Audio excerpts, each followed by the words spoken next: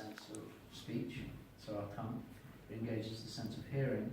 And when we hear, we'll notice that hearing is a very powerful sense, that it affects our consciousness. If we hear a piece of music we like, we immediately become happy.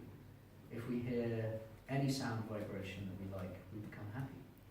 If somebody says something nice about us and we overhear it, we kind of, puts a spring in our step and we go off kind of, happy. The same the other way, if we hear a sound vibration we don't like, then it kind of puts us in a different mood. If we hear oppressive music, then it doesn't tend to enliven. We may like it, but it doesn't enliven us. It doesn't make us feel happy or peaceful. It tends to put us in a different kind of mood. If you go to a heavy metal concert, you don't see people dancing gracefully. You see them dancing aggressively. And that's what you like to do, because that's the sound vibration we hear. So when we hear a sound vibration which is transcendental to the material, then the effect that has on us is that it enlivens the heart. It means our consciousness gets elevated beyond the material. Coupled with music, which engages all our other senses, and everyone likes music, right? Nobody doesn't like music. We may like different types of music, but everyone likes music. It's a natural thing for us. So if you have a transcendental sound vibration coupled with music, then we become fully focused, fully absorbed. Meditation becomes exceptionally easy. It's not difficult. It's not meant to be difficult. It's not meant to be suffering.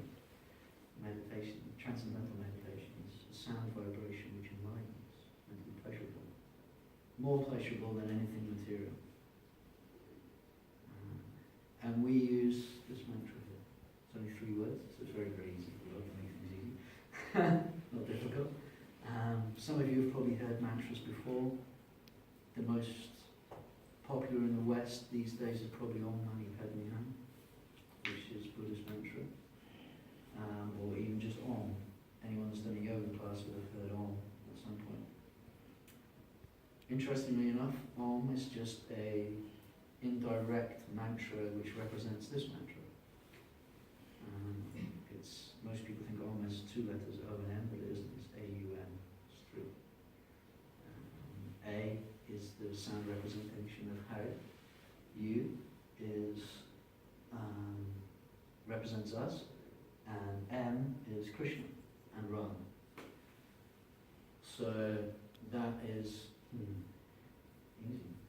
3 words: Hare, Krishna, and Rama. Hare means the transcendental loving energy. So in other words, our first meditation is based on pure love, or transcendental love, the topmost aspect of love. Because that's natural for us. Everyone's looking for love in their relationships, in everything. Right? We're all looking to express our love and to feel love. Krishna means the absolute person, or the highest transcendental energy that we can possibly interact with. And it's a person because if we're trying to have a loving exchange, a spiritually high exchange, then you can't have that with just something. We can't have a loving relationship with the floor. We can have a relationship with the floor, but it wouldn't be that loving. We can try all kinds of different things. But it's pretty solid. I'd say it's hard-hearted. But it's not going to be much love involved. It's only going to, the relationship is pretty much that we're going to be able to sit on it, stand on it, or fall on it. And that's pretty much it. Not much love. It's not a person. So if we're looking for an exchange of the heart, if we're looking for, the first mantra, Hare, this loving exchange, this experience of the topmost aspect of love, it has to be with a person. And if it's the topmost aspect of love, then that person also must have to be the topmost person. So we call that energy Krishna, the personal energy of the Absolute. Rama, well, if it's a loving exchange, then generally it's pleasurable. We read all the poetry in the material world from the year dot up until now, then all the poetry about love, there's pleasure involved. There's also a lot of suffering, but that suffering is because of the pleasure that was experienced. Romeo and Juliet, probably the most famous love story ever told. It's a tragedy, but the intensity of the love experienced is what makes it a tragedy. And then we see within that story all the different loving relationships that are there and how they come to different tragic ends. But it's the intensity of the love that makes it special. So if we're going to have this loving relationship, if we're trying to experience this, have this spiritual awakening that's based on love, then naturally we want the pleasure that from that love that's the highest. We don't want the lowest, because we don't experience that anyway.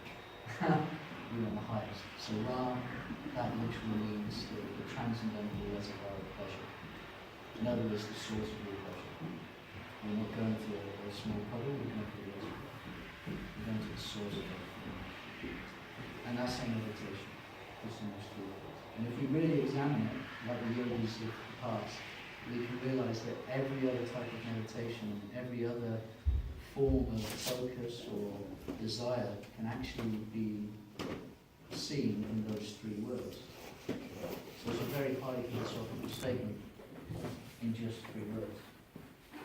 It's a very high spiritual experience to be had just by focusing on three words. And because those three words have those focuses, have those potencies, the pleasure we feel from chanting them, from hearing them, like I said about sound vibration, it enlivens them. It helps reawaken that higher aspect of love within our heart, the original aspect of love that's within our heart, that transcendental